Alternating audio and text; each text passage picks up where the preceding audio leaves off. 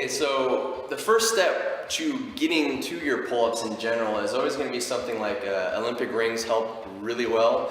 If you're out in a park, they generally have like those gymnastic parallette bars. I'm probably pronouncing that wrong, but they have those, and the key is to be able to do what's called like a row movement.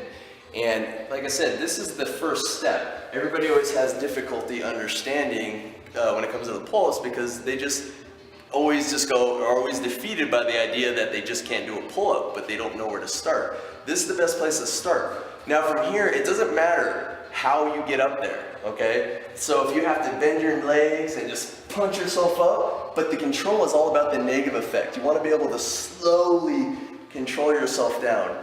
And you want as much range as possible when you do this. So you pop and control yourself down until you can get to the point where you can actually get as much range of motion as you can and control both up and both down.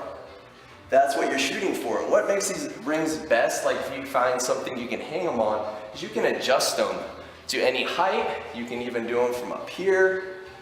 You know, you can actually do, so they also have like the TRX. Those are another good things to use that actually help assist. But that's where generally we all want to start until you know you can get full range of motion, and then that's when you're going to start moving on to the bar. Oh, I'm sorry. No, I'm just kidding. Next step here is going to be, now we're at the bar in general at this point. There's two grips. Everyone kind of is always confused about how to place my hands.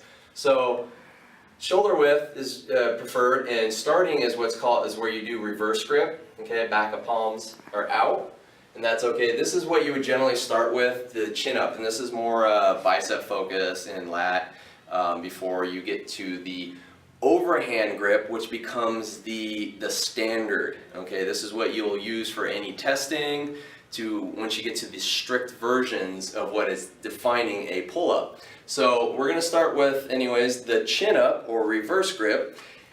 The first thing you do is the negatives. Just like when you master with the inverted rows, this is going to be your step. So you use a prop, you got your bench or something, it could be anything, doesn't matter, just make sure you're safe. You're going to actually jump. Use your legs, jump, hold to the top, and then from here, you got to control yourself down as much as possible, getting as much range. So try not to give up at that 90 and then just flop. Okay, from that point. But the negative is what's going to stimulate your nervous system, to actually stimulate the muscle tension, to then be able to create the idea that you can actually do full reps. So again, use the legs, pop, and come down. Now after this, once you kind of mastered or kind of have a good decent number of knowing range of motion with that, then you're going to move on to the overhand grip. Okay, so your next step here is to use props. Generally, if you have a good friend like maybe myself here, and I got Harvey, you can use their shoulders actually to help assist do the pull-ups. It actually takes the weight out of the legs, so you have less weight to pull. As you can see, he's able to bust out a couple recs. Makes him a little lighter, and then as he gets more advanced, move up. He can go to one leg, and this actually helps with the assist as well.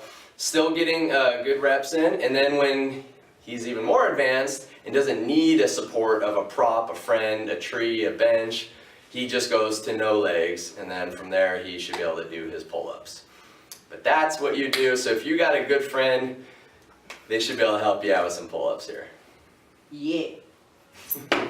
Okay, so the next step here is how to spot somebody to do pull-ups. This is another great way to help somebody out because you can control the resistance. You're just going to help support the knees as they come up, give them a little bit of lifelessness, and at the same time while you're doing this, you can actually control the intensity. Like, you don't have to lift them or even control them down. You can just kind of touch them and let them do most of the work. Or when it's really hard, you can give them a lift. You can actually boost them up there from that point. And this is a great way to help them achieve that, build their confidence, and know that they're on their way doing pull-ups. Especially for the ladies, this is a really good step to help them out. So you come down. Okay, and really the final step here to really doing the full range of motion in your pull-ups is, most of the time, if you're training by yourself, which is the best way when it comes to pull-ups, because a lot of people are very judgmental on how you do them. No matter what, the strict pull-up is the only way to define that you are doing a real pull-up. None of that half stuff that looks like this. Okay, that's not a pull-up, okay? That is crap, all right? But when it comes to doing it, you want to use any type of motion that's okay until you can get to the point where you can do a strict pull-up. That's your strict pull-up. Now, if you have to kick your leg, this is what I'm talking about. If you have to kick your legs to get up there, or kip anyway to get up there, that is fine, perfectly acceptable, but do it at your own discretion if you do it in front of people, because a lot of times they get very judgmental on that, and it's just annoying, especially when you're trying to train. So use it, okay? You know what you're capable of, and all those steps is what will help you get to doing full strict push-ups or pull-ups. We're doing pull-ups, not push-ups. So you guys have a great day. Yeah! I'm excited. He just did pull-ups.